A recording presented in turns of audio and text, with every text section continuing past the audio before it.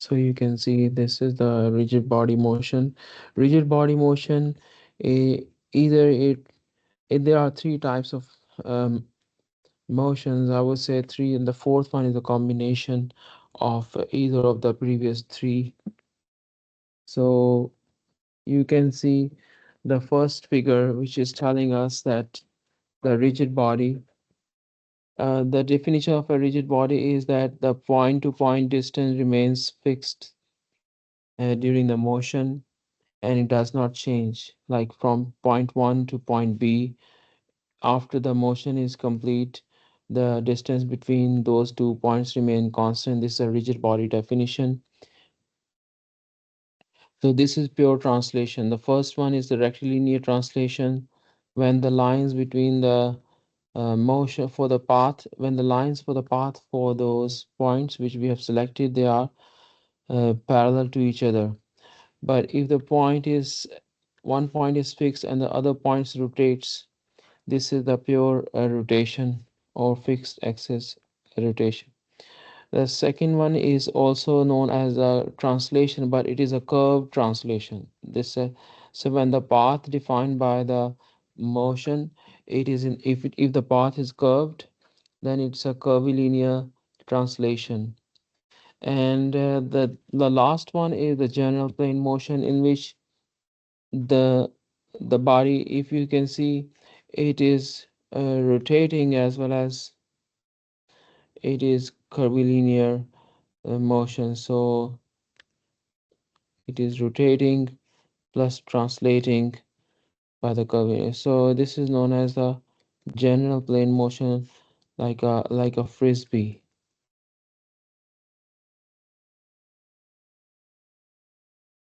So you can see this is the frisbee. When you throw frisbee, it rotates and it does the curvilinear translation.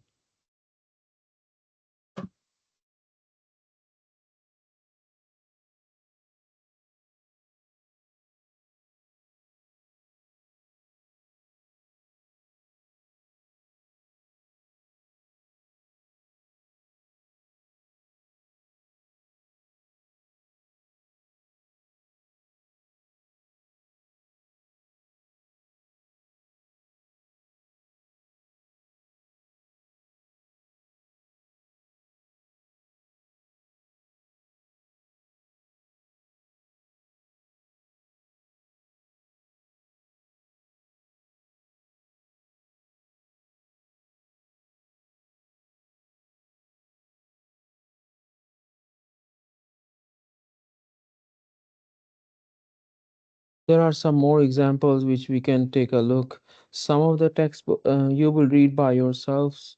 Chapter 2.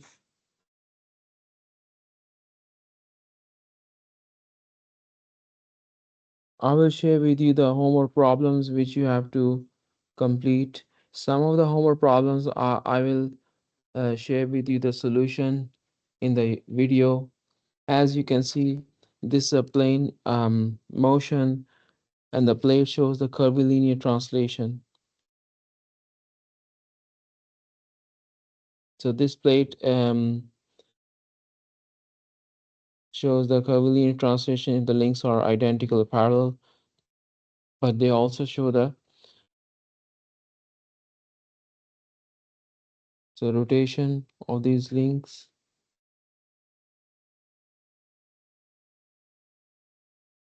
So this is a curvilinear motion. I want to show you the different types of motion in a piston ring. And this is the types of a one cylinder engine, and the crankshaft is rotating. Pair rotation is by the crankshaft about this axis of rotation, and this connecting rod, one end is rotating, other one is translating. So in this case, this connecting rod has a general plane motion. One end is rotating, the other one is translating. While this is pure rotation, this one is about the axis of rotation I. I would say axis of rotation I sub O. Uh, let me talk about I later on. So axis of rotation is.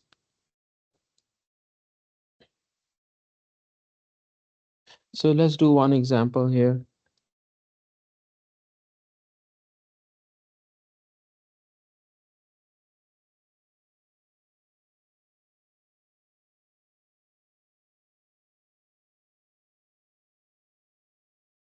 So let me announce again that there will be a test, not this weekend, but the following weekend.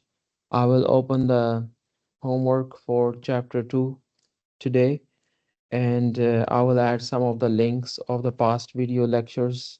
They will also help you to understand the homework problem solution. And the test will cover chapter 4, chapter 2, chapter 4, and chapter 5, which is from the other book, the Laplace transform. So you still have about how many days? I think you have about 15 days, maybe. Yes, which is sufficient time.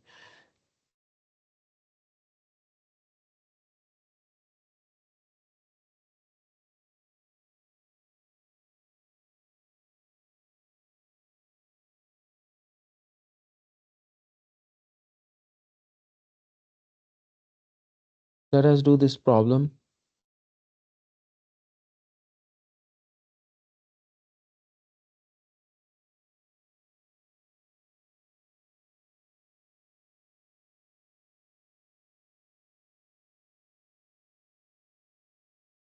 Now consider the pendulum shown in the figure 2.1-3. Obtain the description of the velocity and acceleration of point G as a function of theta, theta dot, and theta double dot. This point is point G. So if you want to consider this is a little blurry, but this is a curvilinear motion. So in curvilinear motion, let me draw it over here. Let me draw it over with a different way. Like suppose this is a curvilinear motion, and the path. How do you define the tangent? Suppose the motion is the particle is going up the motion. This is the tangent. The tangent unit vector t hat, but in our book sometimes they write down e sub t, which is the same thing. Some books they write down unit tangent as u sub t. These are the symbols, but they don't matter much. As far as the normal unit vector, let me draw it. Where is the normal unit vector? It is perpendicular to the tangent vector and going towards the center of curvature. So radius of curvature, this is the I will say this is a normal unit vector. So the particle itself is considered as the origin, and velocity equals to tangential velocity is equal to r omega. R in our case is from the axis of rotation to the particle is the length, which is the radius of curvature. In our case, this is L. Omega, you can write down omega as which is theta dot. So I can write down L theta dot, which is the velocity tangent to that path. So if I write down this velocity in the vector form, so this is the quantitative value, and you can write down E sub t. And about the this is the only thing which you have about the velocity. The first part it says in terms of normal and tangential coordinates, find the velocity and the acceleration. So there is no normal velocity. There is just the tangential velocity. So the acceleration when the path is curvilinear, acceleration is acceleration term is both uh, e sub t. Let me write down the book notation here. I'm also so e sub t along the tangent unit vector plus a sub n along the normal unit. So when the path is a curve like this one, and then you have to show two types of components of the resultant acceleration. One is along the tangent, one is along the normal. Along the normal is also known as centripetal acceleration.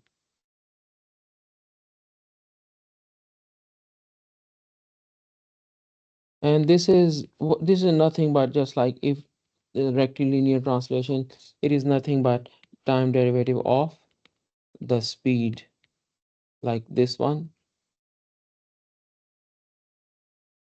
So if you take the time derivative of this one, so what would be like L theta dot time derivative, it would be again become L theta double dot. So this is the in terms of unit in the direction along the tangent. This is the acceleration component, tangential component of the acceleration. And now how do we find out the normal acceleration? The formula for the normal acceleration is v square over rho, where rho is the radius of curvature. And some symbols they are radius. Sometimes the symbols are changed, so you don't worry about the symbols rho, or sometime it is r, sometime like in this case. Look, in this case the distance between the point of or axis of rotation to the center of the particle mass, it is L. This is L here, so L in this case is rho. So it doesn't matter, it's the distance between the axis of rotation to the particle center, or particles center of mass. So v square over L E sub n. So again you can write down v in the term of L theta dot. So if you want to take the square, L square theta dot square, but here this is in the denominator, it is again L. So I can rewrite the whole thing as L theta dot, this is dot, okay, theta dot square a sub n. This is the normal component, which is also known as centripetal acceleration. And you can write it down in the form of a resultant acceleration. So if I write down the resultant acceleration in the normal and tangential form, so I will rewrite down everything in this way, like a vector resultant acceleration is v square. I would not say v square, but I will start from L theta dot square E sub n. This is for the normal. So let's write down the tangential first. The tangential is L theta double dot L theta double dot E sub t. So this is the acceleration, resultant acceleration, where the resultant consists of both components, tangential and normal. Now the second part states that in terms of define the velocity and acceleration in terms of rectangular coordinates. So how would you define the in terms of rectangular coordinates? So let's grab this figure again and find out the rectangular coordinates. The rectangular coordinates are taken from this origin, and if you do the math here, this is the x distance, this is the y distance from here to here, this is my y. So x is equal to what? L, this is the hypotenuse, so L sine theta, agreed. And y, this side is adjacent or hypotenuse, it is L cosine theta.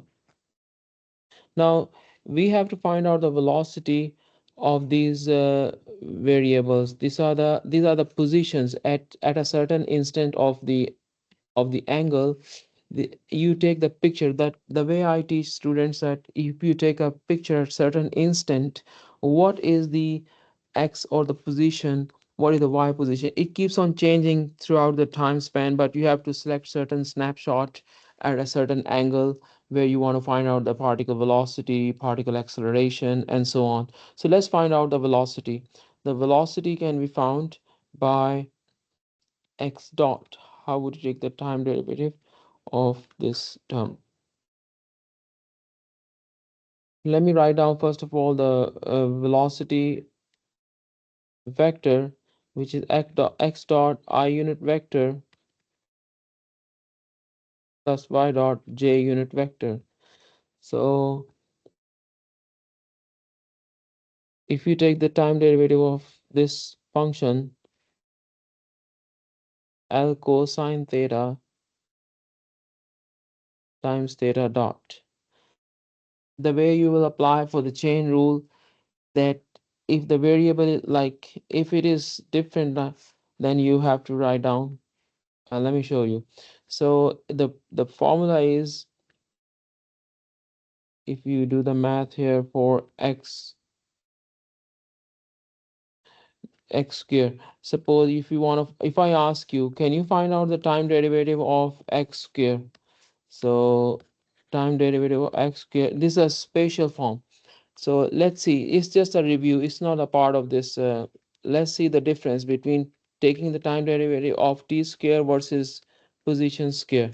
So the way you will do the time derivative, it is 2 times x times,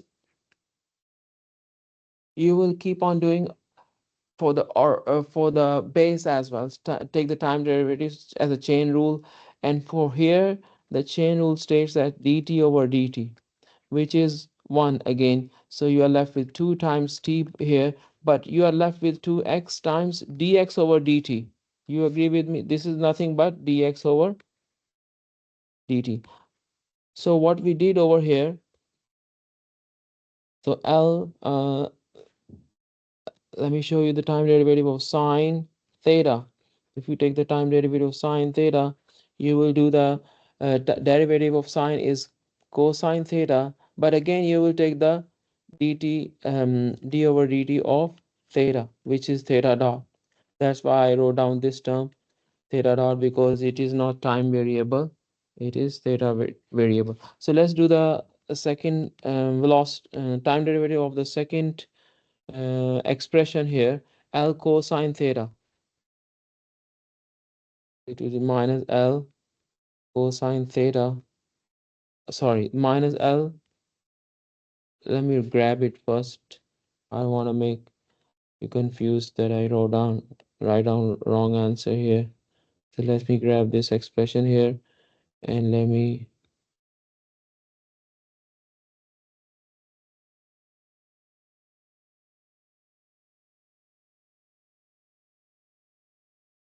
Okay, guys, now this is minus L sine theta times theta dot. So these are the two components. So we have found x dot L cosine theta. So now what is the next step? The next step is you have to find out acceleration in terms of I unit vector and j unit vector. So acceleration x.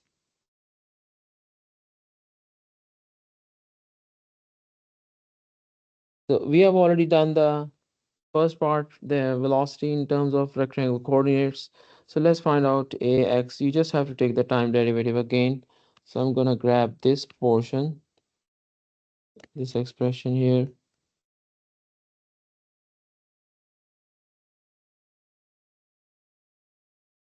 And this is constant if you take the time derivative of these two functions, like u function, v function.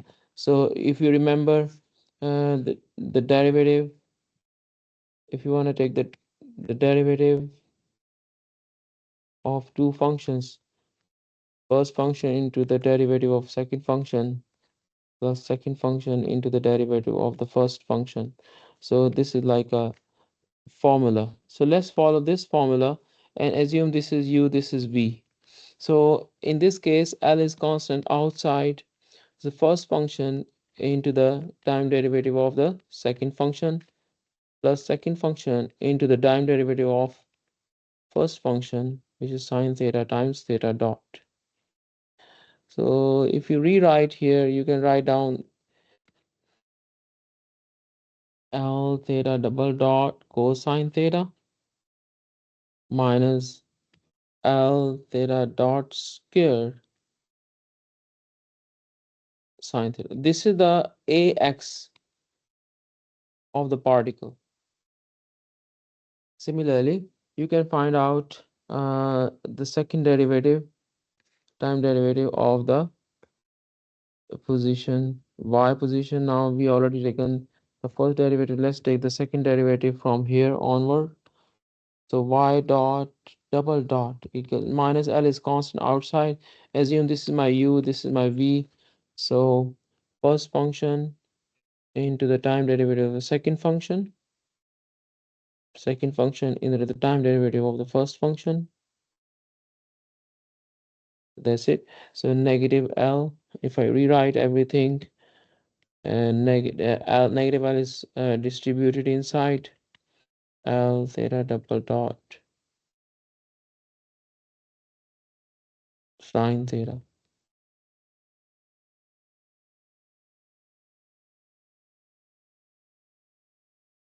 This is also a sub y. So now you can see how much simpler the velocity and expression and velocity and acceleration in terms of normal tangential component. The answer should be same. Remember, even if you write down this formula to find out the resultant and acceleration of the particle, it is very easy for us to, even the path is curvilinear, it is a good practice to use the normal tangential uh, coordinates. Otherwise, you will end up doing a very long derivations. Have you understood this question? Yes. Now, what are the generalized coordinates? Let's go to the next section. The next section, I will say the degree of freedom and the generalized coordinates.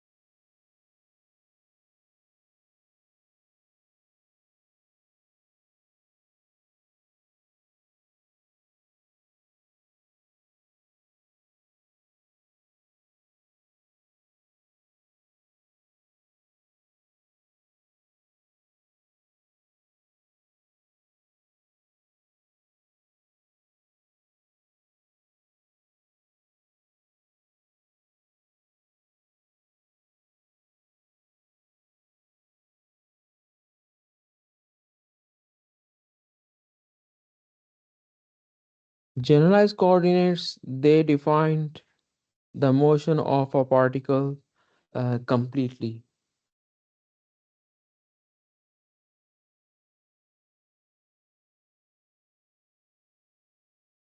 So,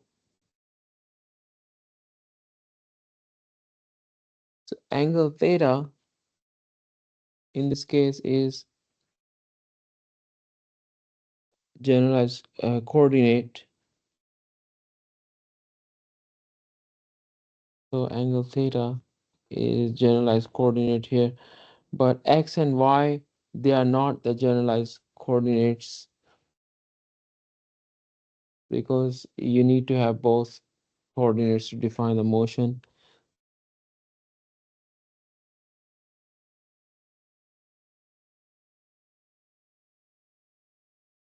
So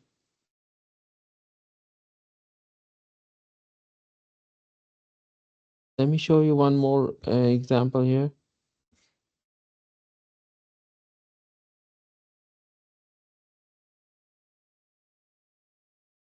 If you want to define the complete motion of a mass, usually it's a good practice to define the mass as a separate coordinate. You are looking at two masses here. One is translating, other one is angular displacement. So we need to have two coordinates to completely define these are the generalized coordinates. They completely define the motion of the two masses. It is these are the 2 degrees of freedom. Okay, that's why we need to have two generalized coordinates. Whenever you see two masses, you need to have 2 degrees of freedom. So let me show you another example here.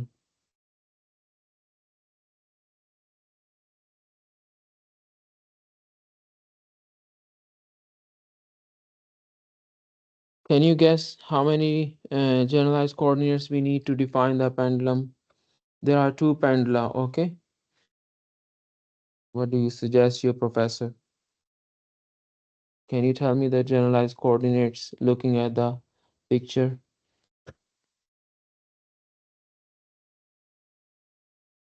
in class, students? Yes, two. Which are they? The angle of the first pendulum, angle of the second pendulum. So these are the generalized coordinates um, of the two pendulums. And let's find out the generalized coordinates of the two rectilinear straight line motion.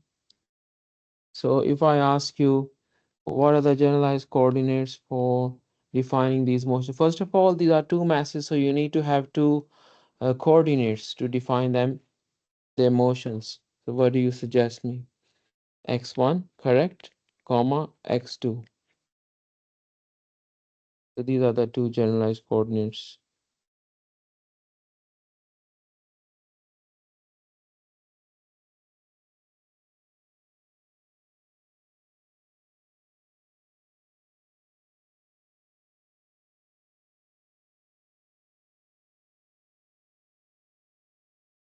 So in this case, i-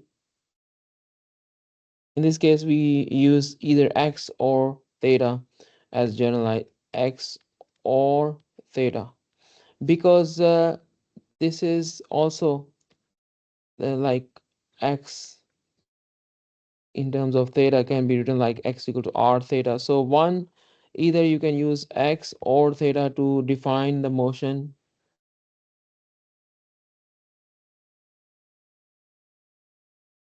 And the last thing is the a cable or rope. So in this case, it has infinite number of masses. So we consider that these are small particles, and we consider in this case we call that it has infinite number of degrees of freedom because its vertical displacement y as a function of like this vertical displacement y as a function of x. Therefore, it has the infinite number of possible values of y. So we will study this is a continuous motion. We will study later. Let's go to the solve one problem here.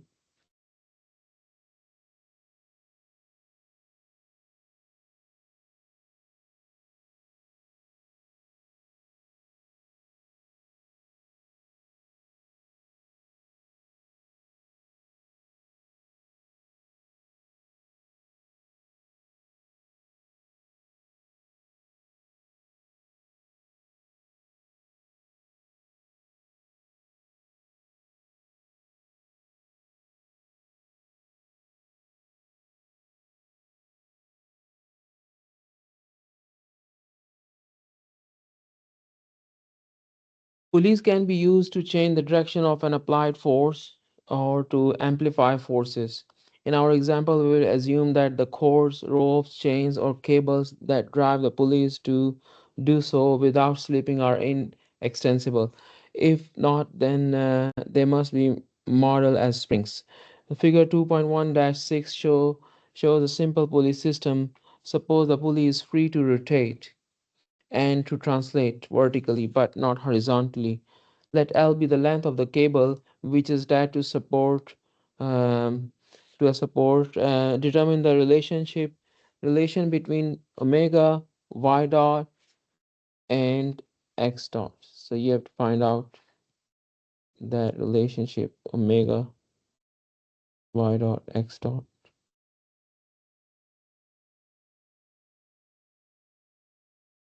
So what is the length of the,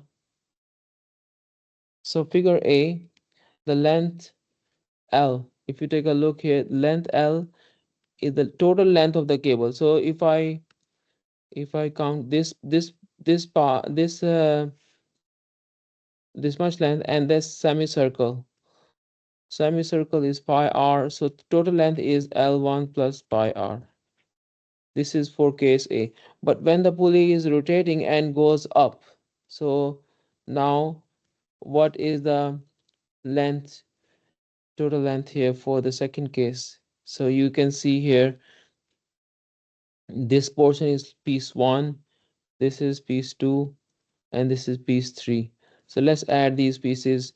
L1 minus y plus pi r plus, this third piece is actually nothing but x minus y, because x is distance from this datum line, and y is the distance of the center of the pulley. Center of the pulley, you have to define center and the ends, they move at a different rate. Center moves, I will tell you, center moves slowly. And how much slower than the ends move faster. So let's compare these two equations and equate them.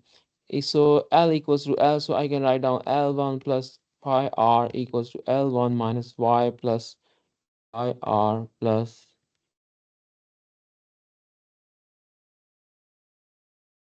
x minus 1. L is cancelled by this, pi r cancelled by this.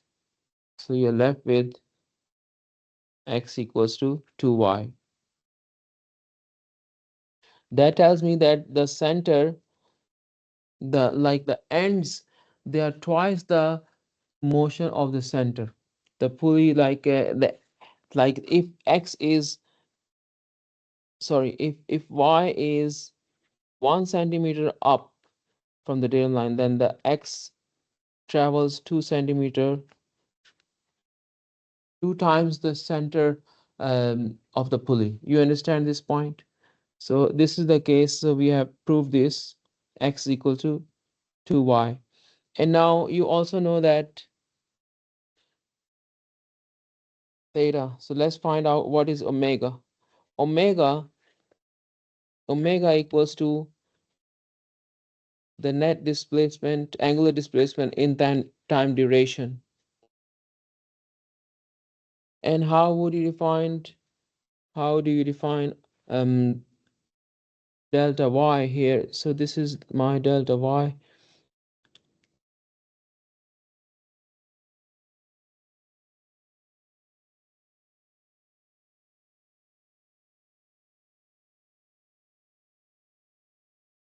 X equal to r theta.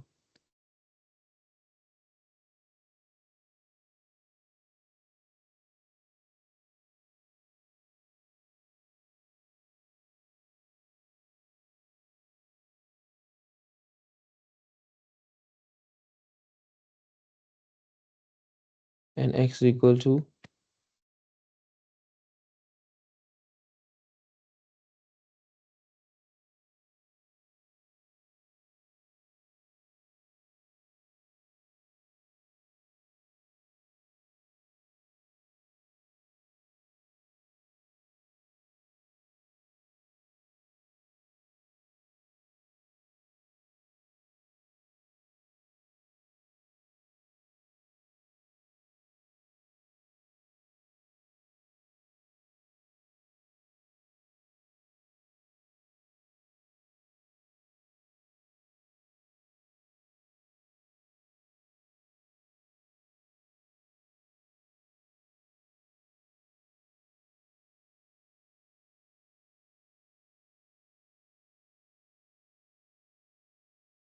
two y dot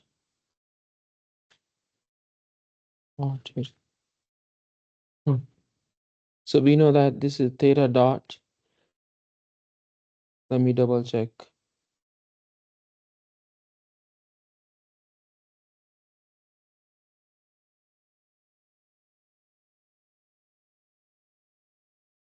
So from here, x dot equals to 2y dot. Agreed? And we know that x equal to r theta.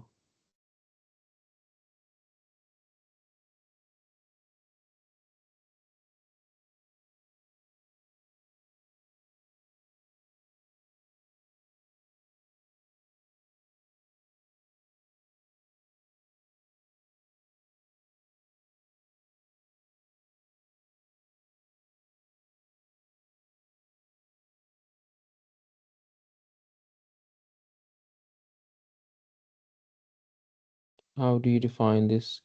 R theta. So r x equal to r theta dot r omega. Omega equals to 2 by r theta dot.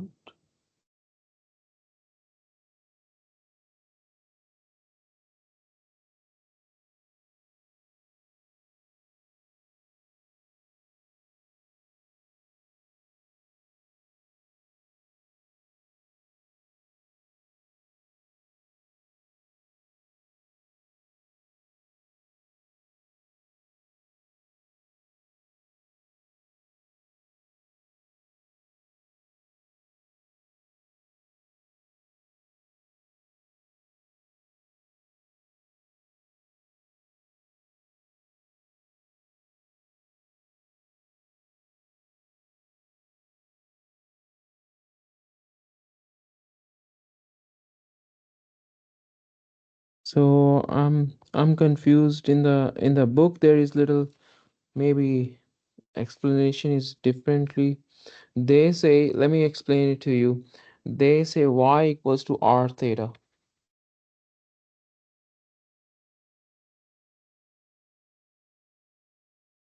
That means delta y equals to r delta theta. If that is the case, then we have to change this according to their notation. But I believe it might be some error, we don't know. I will figure it out, or you can help me later. Email me, professor, what is this? So this is the question to you guys. Can you help me? Is this y equals to r theta or x equal to r theta? If that is the case, sometimes the book have some errors, like in our previous question.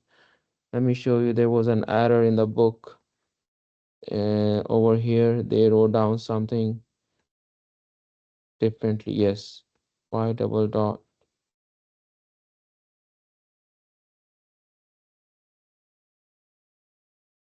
So I'm not sure why this.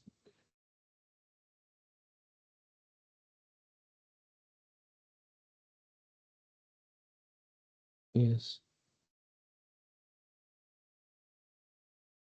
this square they have place. I think it's a typo in the book. It should not be a square.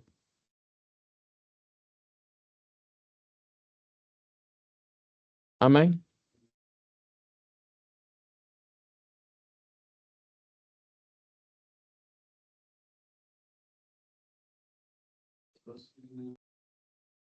This one, 2 by r.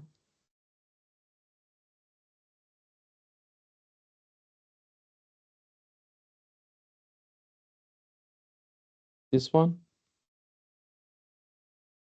this one,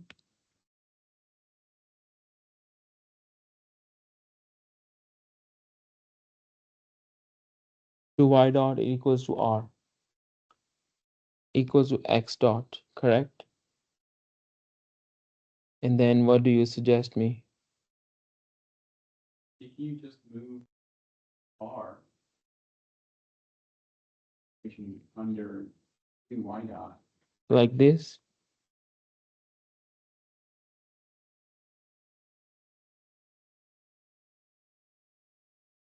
over r. So that's what I have here. Yeah. So that's what I have. So, but in Anyways, let's do one more problem here. We will talk more about it. So guys, you can figure it out whether it's a typo or is it correct. You will email me. So let's do one more problem here.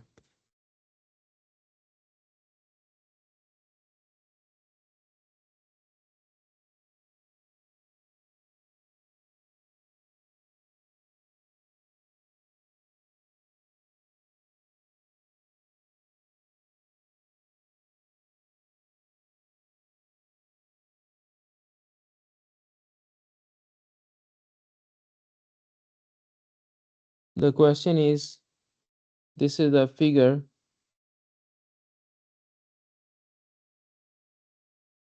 How many degrees of freedom does it have? So although there are two masses, but they are connected with one cord. So these motions are dependent motion. Dependent motion is a complete topic in undergraduate classes. So when there are ropes, when there are masses connected by the help of a rope, so they are dependent. So just 1 degree of freedom. It just have 1 degree of freedom, which is x1, either x1 or x2.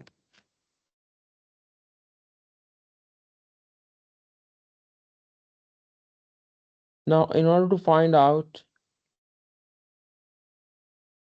the second part, the determine of x2 dot and x2 double dot of the mass m2 as a function of velocity x1 dot and x1 double dot of mass 1. So in order to do that, I will always start from the datum line. This is my datum line for this mass. So this x2 is the position. As you can see, this is coming one, two, twice. So the main idea starting is to start from the total length of the chord, which is this piece one, and this is coming two times. Okay, one and two. So it is coming two times x2. So total length is d plus 2 times x2, and then you go, the rope is still going here. Don't worry about the 1/4 of the semicircle here is gonna be disappeared for the that time derivative later on. So x1 here. Yes, the constant terms, they go away when we take the velocity. You can take it just for distance. Usually we don't worry too much about it. So this is the term which you can finalize. So plus this is, look, L minus D is also constant.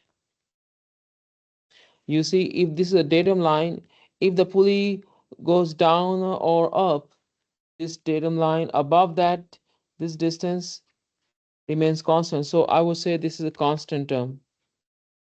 Do you agree with your professor? Sorry, this is x1. This is x1.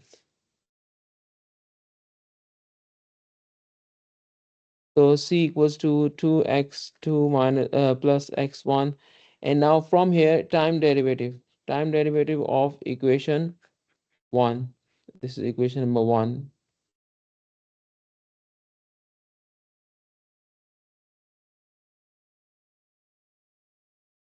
So left hand side is 0 because it's constant 2 times v dot. Sorry, x dot, which is v2 plus v1. This is the second relationship for this one. And similarly, you can also write down like this: 2 times x2 dot minus plus x1 dot. Or in the relationship, you can write down x2 dot equals to minus 1/2.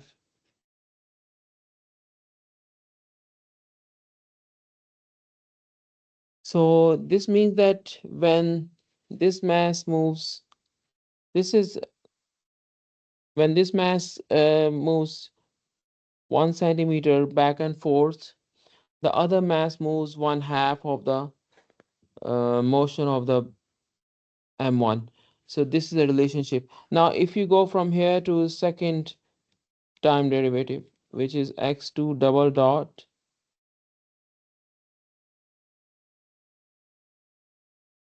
So you see, you will start from the length of the pulley, rope, cable, and then take the time derivative of that to find out the velocity relationship between the two bodies, and then find out acceleration.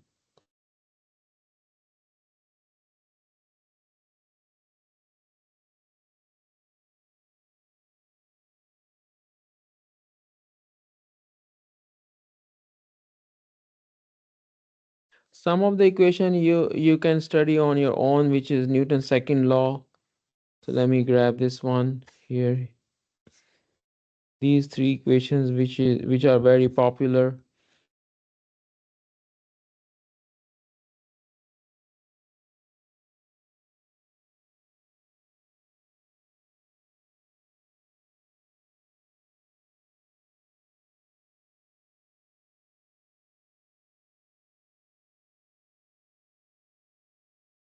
Um, so another equation is rotation about a fixed axis.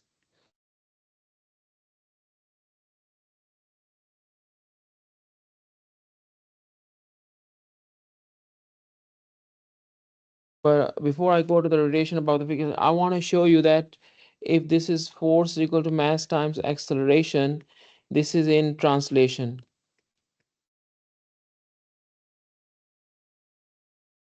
or rectilinear translation.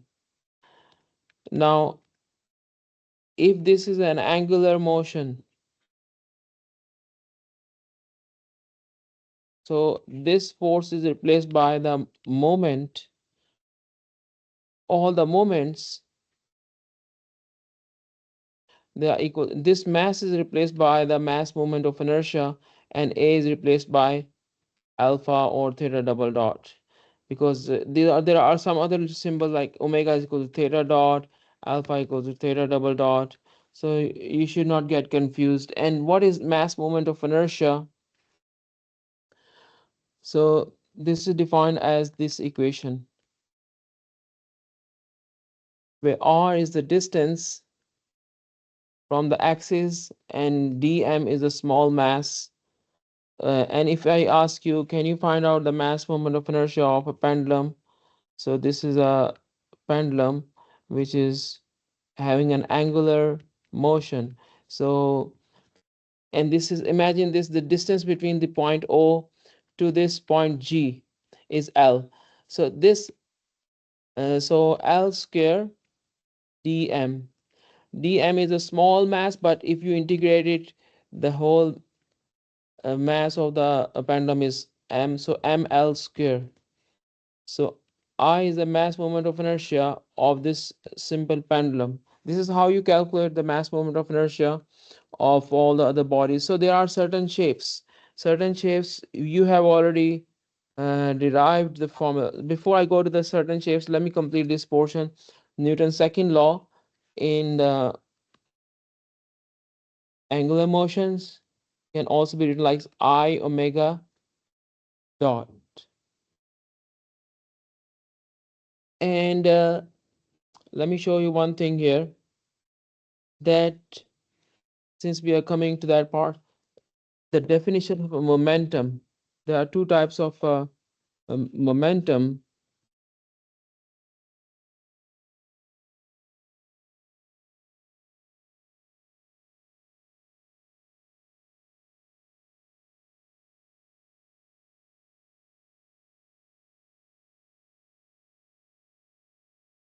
In our book, the linear momentum is represented by letter G, and G equals to mass times velocity. And angular momentum, which is letter H,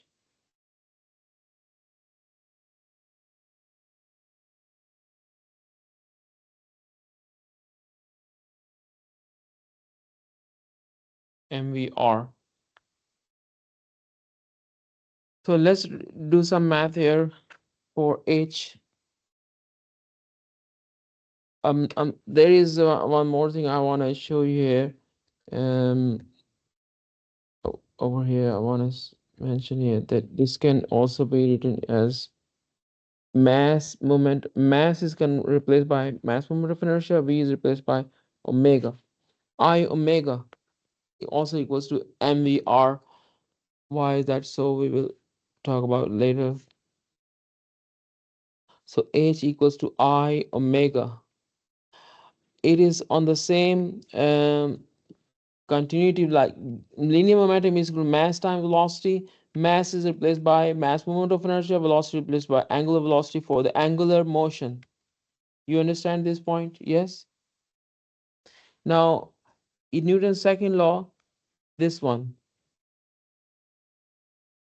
how do you prove it?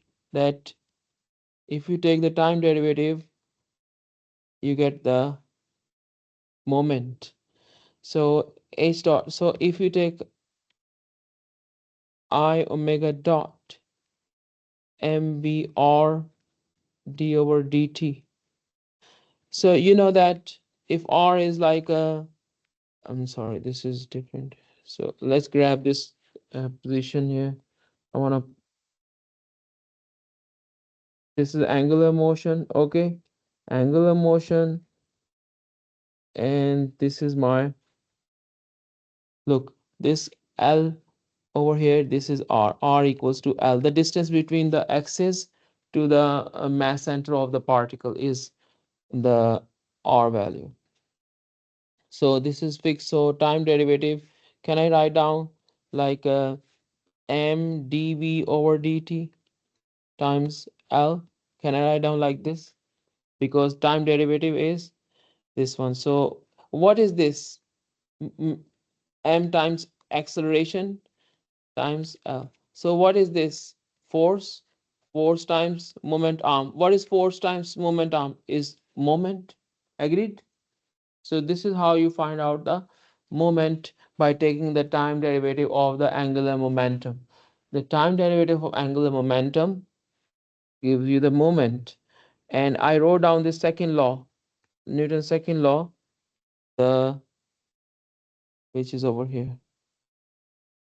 What is this? Time derivative of angular momentum is equal. We know that h equals to I omega. If you take time derivative on both sides, it becomes, the left hand side becomes mass times acceleration times L, and right hand side becomes I omega dot, which is the kinetic part of the Newton's second law. Now let me show you some of the mass moment of inertia of different shapes.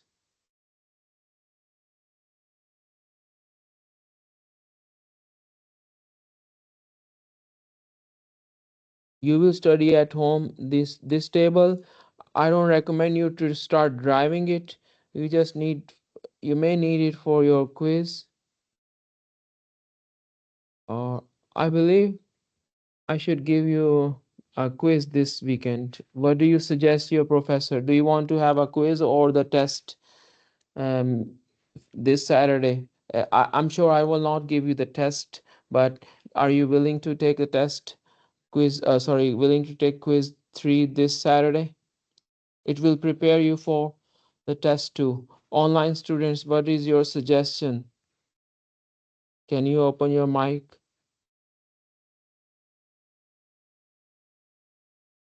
I'd rather have a quiz than a test. What do you say? Can you tell me again? Um, I'd rather have a quiz than a test this weekend. Yeah, this weekend I'm willing to, of course. So let's take a quiz 3 this weekend, which will cover only the Laplace portion. How about this one? Rather than chapter 4, I will test you. This quiz will help you to prepare for the test 2, which will be the following weekend. And meantime, I would do the same homework problem which I gave you for the Laplace. They will be coming up in this quiz too. And the Saturday time, starting from 7 a.m. till 1 p.m., it will remain open in that time window. How does it sound to you? Good? I believe it will help you for the test in the following weekend. Okay, I'm going to announce it again. Okay, guys, now there is another thing which you will learn. These are the special figures. Look, these are the special shapes. So if you have the motion about this axis, if this is rotating like this axis omega, then I would be Ix would be written like this, Iy rotated. So you don't need to derive it, you can just write it down. For a point mass is a concentrated mass. I equals to mr square. R is the distance of the center of mass to the axis of rotation. I have explained it already. So the sphere, if the sphere is rotating, then it has the different mass moment of it. It is not completely mr square, but it is a little bit smaller than mr square 2 by 5. And this is another lead screw. You see in the lathe machine there is a lead screw, and this the carriage keeps on moving back and forth with this certain. So another thing which you will learn today is the mass moment of inertia. Sorry, mass moment of inertia when you are not rotating about the um, center of the mass, but the rotation is happening away from the center of the mass. That is the mass moment of inertia at a different axis. So let's do the some maybe some let's do one more problem here. So before I go to the problem, I want to show you one example here. So let's see. So if you have, this is the shape as symmetrical axis. I would say if the body is offset, if the axis of rotation is offset from the shape center, which is G. So how would you find the moment of inertia about this point? You will take the the mass moment of inertia about the symmetrical axis, which is right at this where the mass center is lying, plus the distance, perpendicular distance between these two axes. Suppose this is D, so it is md square. This is the, you see, it has been added up. It has been added up from initially. If you rotate any disk, any sphere from the symmetrical axis, and if you rotate it away from symmetrical axis, you have to add certain terminology into it. You see my point? Like if you see the wheels, car wheels, why do we have a large mass concentrated about the center? So that it could provide us larger moment of inertia. So it will be symmetrical axis and the mass center is here, so it will be adding some terminology there. Let's do one problem.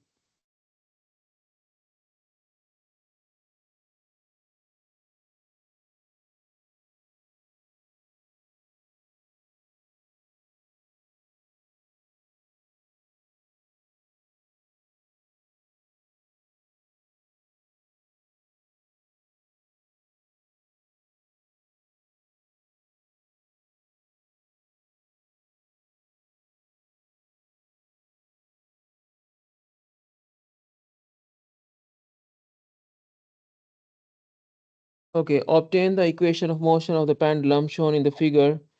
This is figure 2.2a, and the pendulum swings about the fixed axis pivot point. This is a pivot point.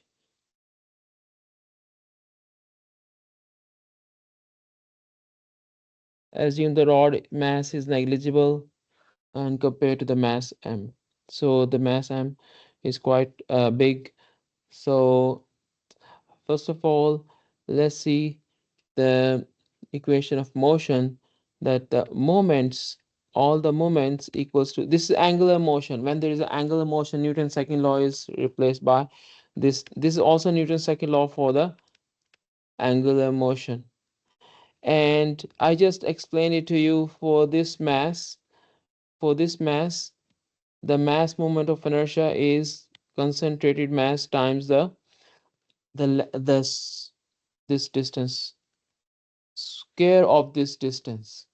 I just did that earlier. So you will replace this I by ml square theta double. Now, in order to find out the moment of the forces, so let's count the forces. So I'm going to draw the free body diagram for this pendulum. So this is very line is quite inclined. So let me redraw it here. So this is pendulum. So the weight is acting downward and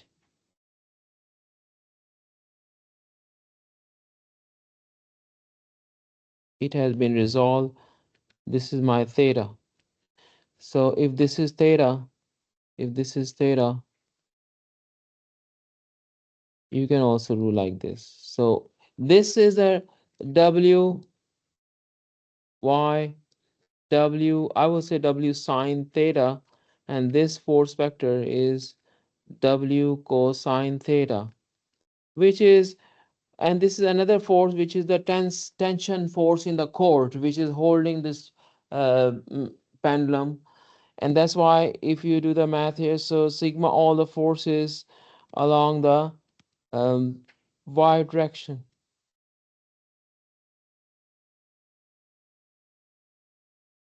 This is the imagine this is my x direction and y direction. So this is my y direction. So I'm going to do this t equals to t my equals to w cosine theta, which is the tension equation 1 for sigma fx equals to, or I'm sorry, I should have written down rather than y, I should have, yeah, I should have written down n along the normal. That makes more sense. This is the normal unit vector I just mentioned here. Normally, right, this is the tangential unit vector, and this is true. And sigma f t, sigma f sub t, which is the all the forces along the tangent unit vector, they are equals to mass times acceleration tangent. The w sine theta equals to mdv over, let's write down like this,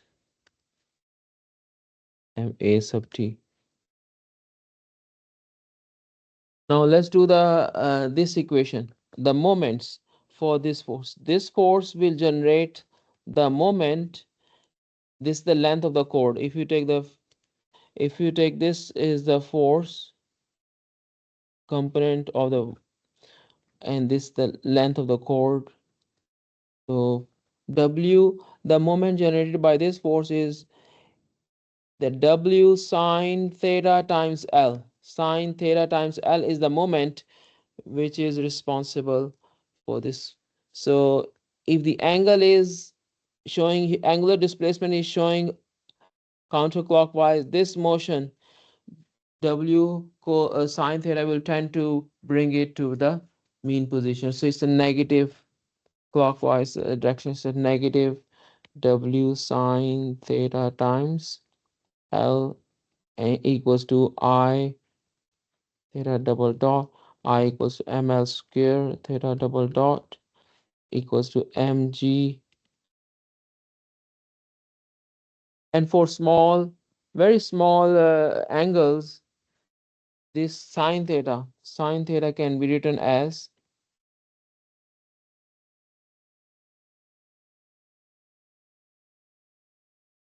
I will say, let's keep it like this for angles. The m is cancelled by m, l is cancelled by this l. So L theta double dot equals to negative G sine theta. This is the equation of motion. If you want to find out the natural frequency for this case, you can see, look, theta double dot plus G over L theta equals 0. For small angle, let's say for small angle, sine theta equals to, for small, you can mention for theta is very small. You can linearize this term. And now this term, This term is, if you compare with the regular mass spring system, which is this natural frequency square.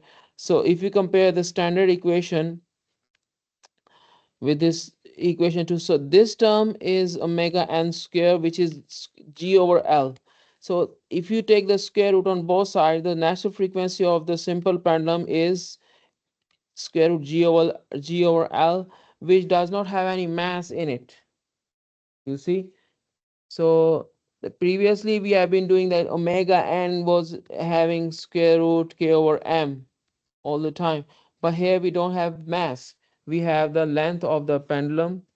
If you increase the length, it becomes smaller. The actual frequency is smaller. If you decrease, it becomes faster.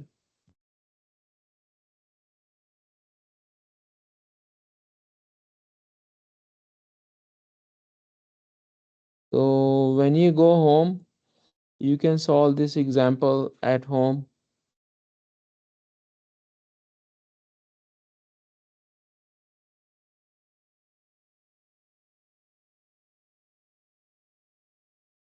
Since we don't have much time, but I'll upload some of the videos for chapter 2 which I have previously made. I would like to share with you.